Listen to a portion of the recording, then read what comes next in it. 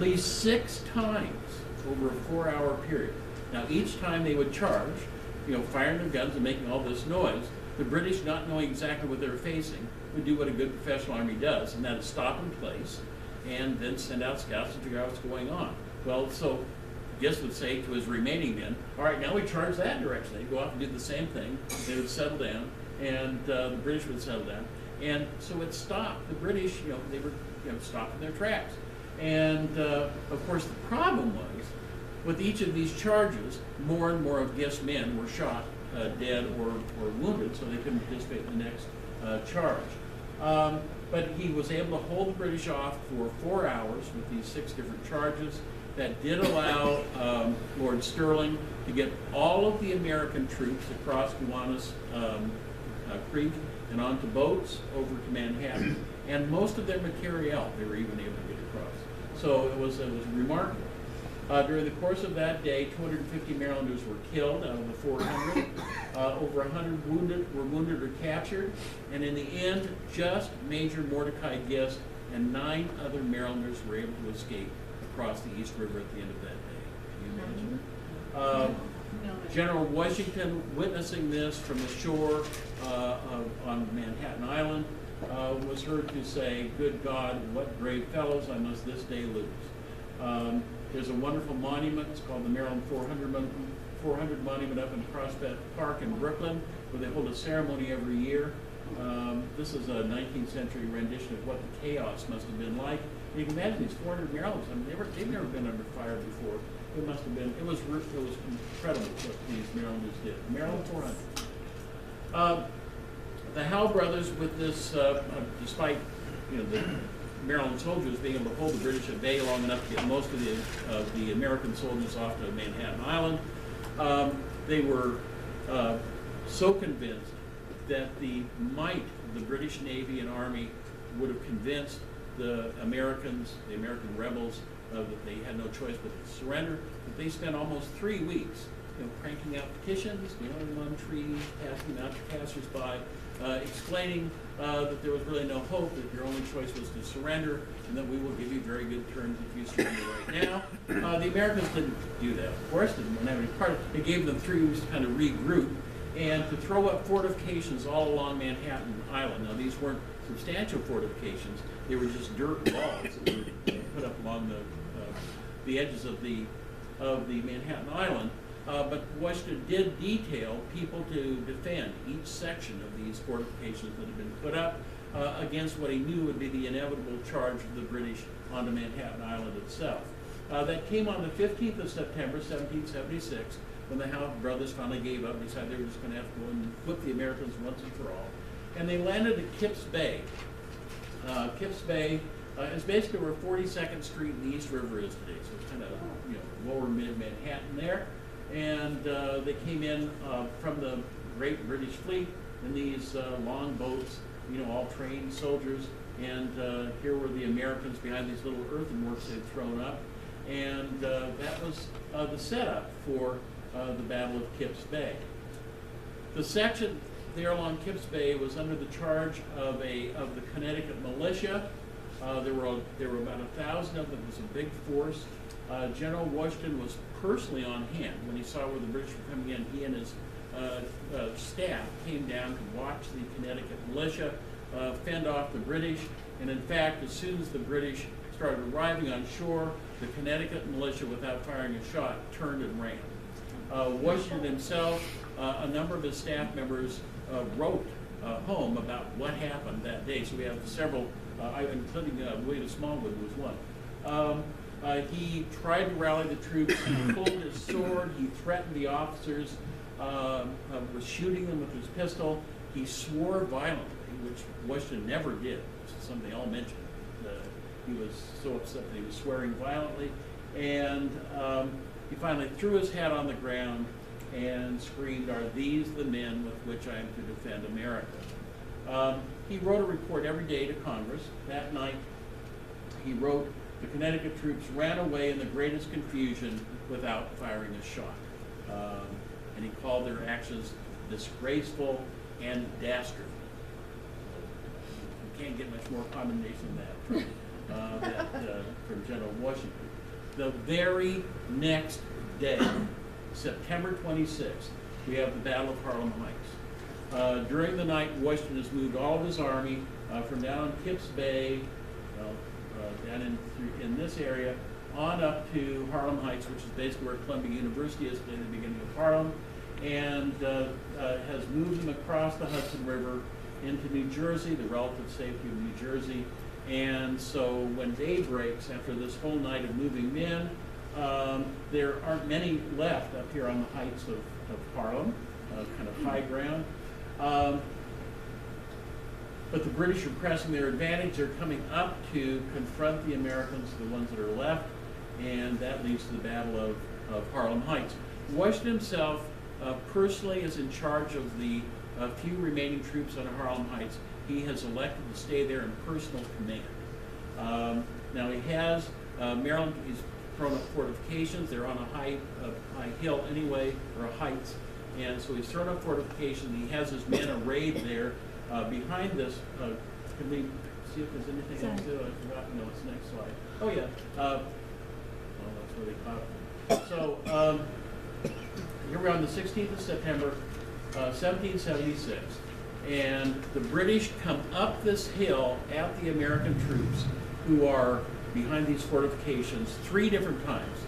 Each time they get further up the hill, each time more and more of these soldiers behind this fortification are killed or wounded. There are no Maryland troops behind the fortifications at the top of Harlem Heights, but he has kept a unit of Maryland troops in reserve to the left in some trees. So as the fourth charge by the British up this hill comes along, Washington calls these Maryland troops that he's held in reserve to come on in and to join the fray. And that night, in his report to Congress, he reported what happened. He wrote, "These troops, the Maryland troops, charged the enemy with great spirit." And they didn't hunker down behind the earthworks. They went right over the top and right down on the British with great spirit, and drove them from the wood into the plain, and were pushing them from thence, having silenced their fire in great measure, when I judged it prudent to order a retreat. Amazing, astonishing. The first time the War for Independence, the Americans have seen British backs. And it's because of these Marylanders who just came in and didn't settle down behind the protection of the earthworks. They went right over the top and right down on the British Army. Washington did something really incredible that night. Every night he did a password and a sign and countersign for going through the picket lines for the next day. That night he said that the next day's sign and countersign would be Bell, after Major General Resin Bell from Maryland, who's the commander of these troops he held in reserve, and Maryland. Isn't that nice? Bell and Maryland shows just what regard he had for these Maryland troops. Very early in the war, when everything was really going very poorly for him, except the things that the Maryland troops were involved in. So the question is, why were these Maryland troops so good? Maryland society, by the end of the colonial period, had developed into the kind that was highly likely to produce good soldiers and officers. Officers were from that upper gentry class, that 1 or 2 or 3% of the people at the very top. When a son was born into a family like that, he was born and bred to lead. From the tender age right on up. He was going to take his place on the county court. He was going to take his family's place in the lower house of the assembly. He was going to take his place in the upper house. I mean, he was going to be just like his father and grandfather and great-grandfather before him. Everyone else, the vast majority of the population in Maryland, were drawn from the lower classes. Those people were born and bred to defer to their betters in the community. So, New Englanders, those New Englanders, the 1,000 of them that turned without firing a shot at Kips Bay, they came from an entirely different kind of background. Up in New England, if something happened, he held a meeting to discuss it. I mean, if your officer said, there's 400 of us, there's 20,000 British troops, we got to charge them, they'd say, well, now wait a minute, we should hold a meeting and discuss that. We may not want to do that. Just a different way. I mean, I'm not saying that our way is better than their way. In many ways, their way is better than our way. But it's just different. So here, when an officer said to charge, even though it was 400 of you against 20,000 crack British troops, you didn't say, "Oh, come on, get real." You charged, and that made for very good officers and very good soldiers, and that served Washington well throughout the war.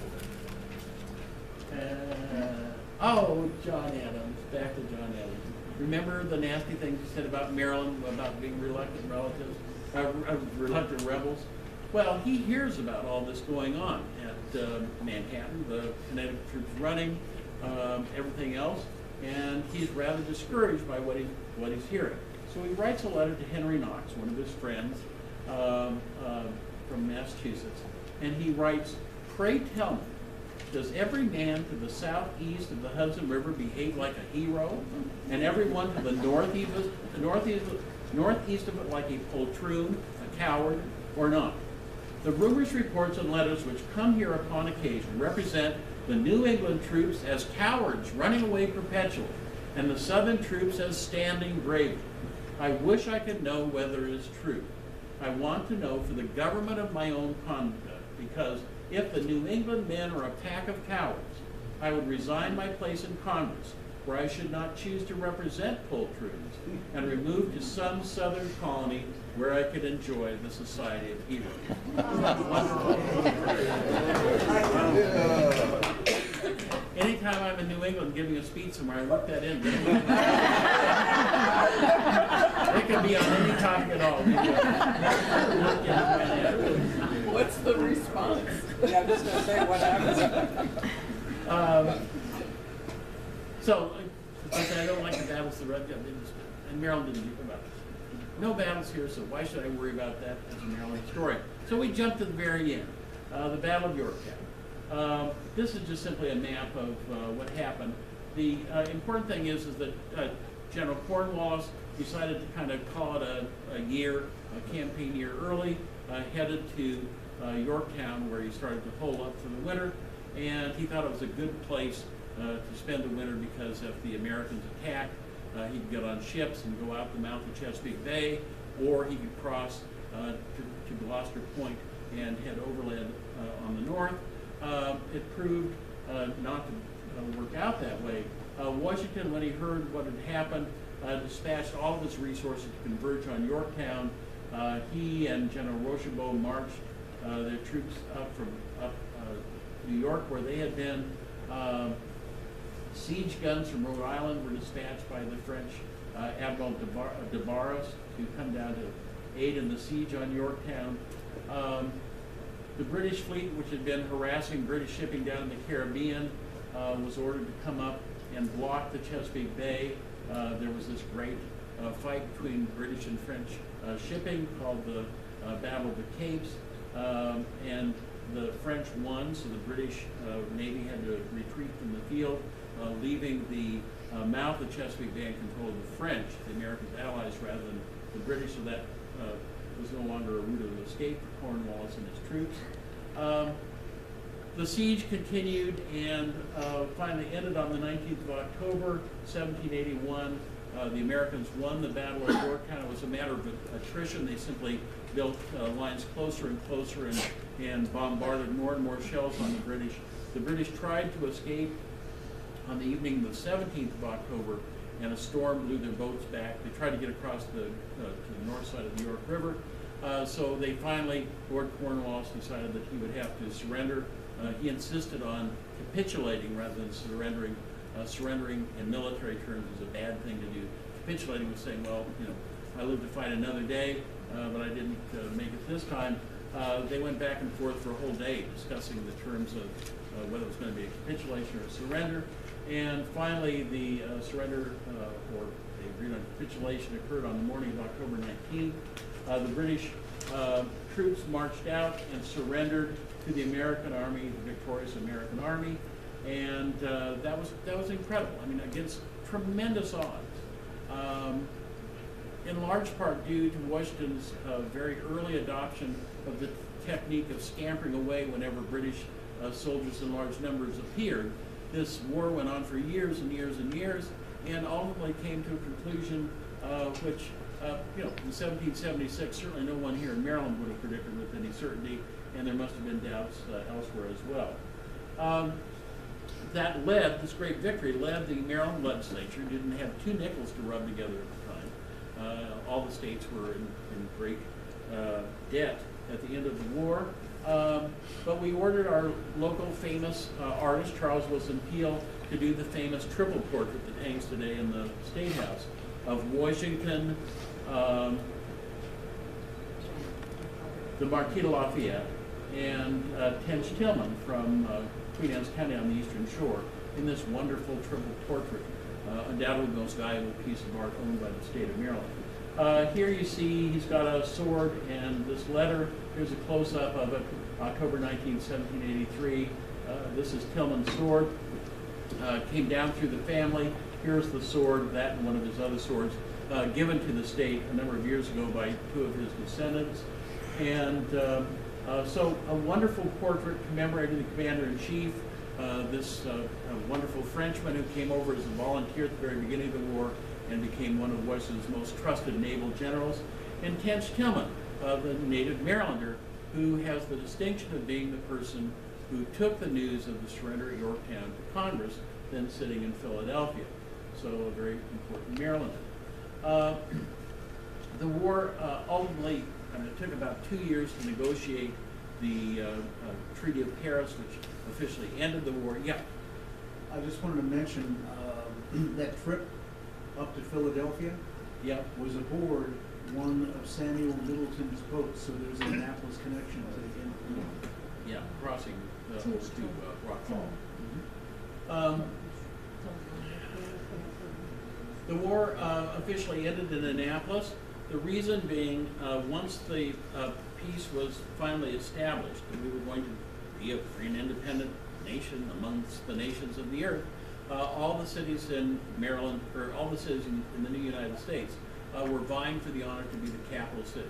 New York wanted to be the capital city, Boston wanted to be the capital city, Charleston wanted to be the capital city, Philadelphia certainly felt it had a claim to be the capital city.